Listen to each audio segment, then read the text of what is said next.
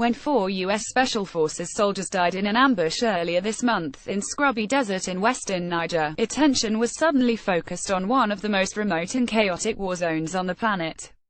The U.S. troops had been embedded with a larger unit of Nigerian troops and were attacked as they left a meeting with local community leaders a few dozen kilometers from the remote town of Tongo Tongo.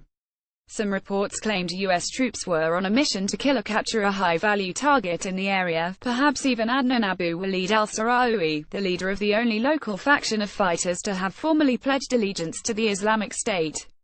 Given the light armament of the U.S. detachment, the scramble to evacuate them, and the lack of medical backup or reinforcements, this seems unlikely.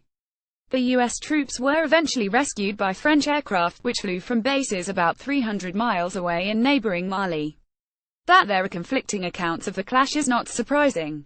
It occurred in an environment where hard fact is rare, and rumors swirl as fiercely as the dust storms that sweep the scrub and desert. Sahel Reuters news agency reported that the attackers were from al-Sahraouis group, which calls itself the Islamic State in the Greater Sahara. Al-Sahraouis background and allegiance is evidence of the extremely fractured nature of the conflict across the swath of northern Africa known as the Sahel.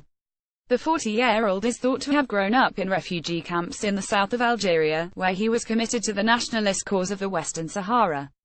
Little is known about how he became interested in Islamist extremism, but by 2012 he was spokesman for the militant coalition that took over Timbuktu, the mythic city in northern Mali.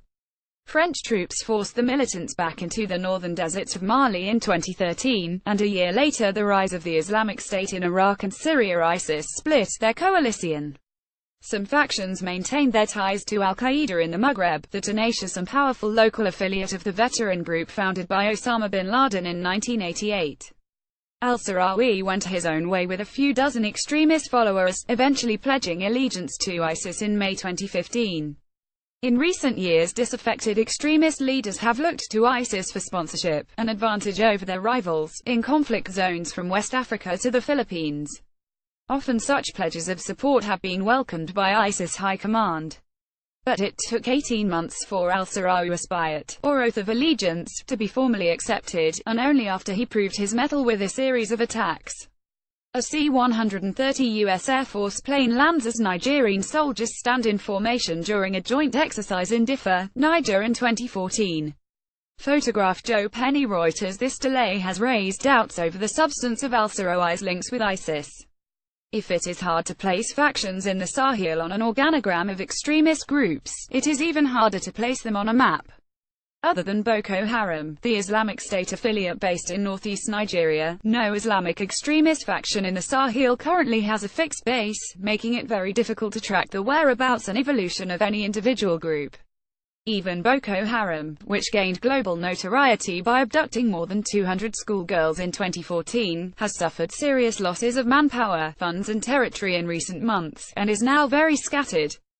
Very few factions are looking to govern a controlled territory. These are highly flexible, mobile units moving frequently, changing areas, and it's very difficult to identify who is who and who controls what, said Rida Layamuri, a US-based independent researcher on the Sahel. The U.S. Defense Secretary, James Mattis, described the group which attacked the U.S. Special Forces as new to the area. The dozen or so extremist factions operating across this vast area have, however, been responsible for scores of bloody attacks, and hundreds of deaths. Recent strikes have included a sophisticated assault on a military camp in Gao, Mali, which killed 77, and a series of attacks on hotels used by Westerners and local elites. Most of the groups responsible for these operations are linked to Al-Qaida, yet even here there is little solidarity. A recent attempt by Al-Qaida leaders to build a coalition among local jihadi groups is seen by analysts as evidence of quite how fractured the movement is in the region. Ideology too is often unclear, with experts describing a complex mix of ethnic and other tensions which fuel militancy. A recent report by the International Crisis Group noted that jihadist groups have established a presence in the northern Tilbury region, close to Tongo Tongo, through targeted recruitment of young members of the Fulani community, one of the largest ethnic groups in West Africa, comprising mostly herders, who are looking for ways to counter their ethnic rivals or protect their businesses or communities. All these armed movements demonstrate a genuine capacity to understand and adapt to local circumstances, and do so better than less motivated capital-based elites or foreign peacekeepers. Instead, jihadist groups are willing to settle down and are developing an expertise in manipulating local intra- and intercommunal tensions, the ICG said. Extremist groups also provide limited services to some communities, most notably security, dispute resolution and rule of law. In central Mali, jihadist groups offer protection to pastoralists, and take the sides of local communities in contests over scant resources with government representatives or local elites. A U.S. Army carry team at Dover, Delaware, transfers the remains of Staff Sergeant Dustin Wright, one of the 4 Special Forces soldiers killed in Niger.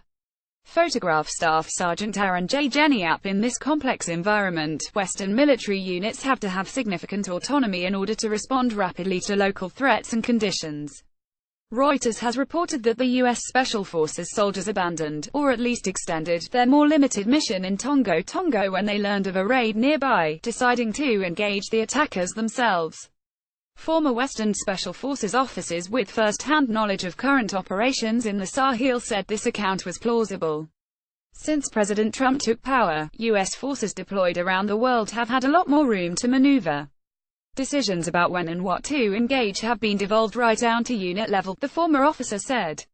Any soldier knows that if you give guys on the ground more independence, then they will be that much more aggressive and will take more risks.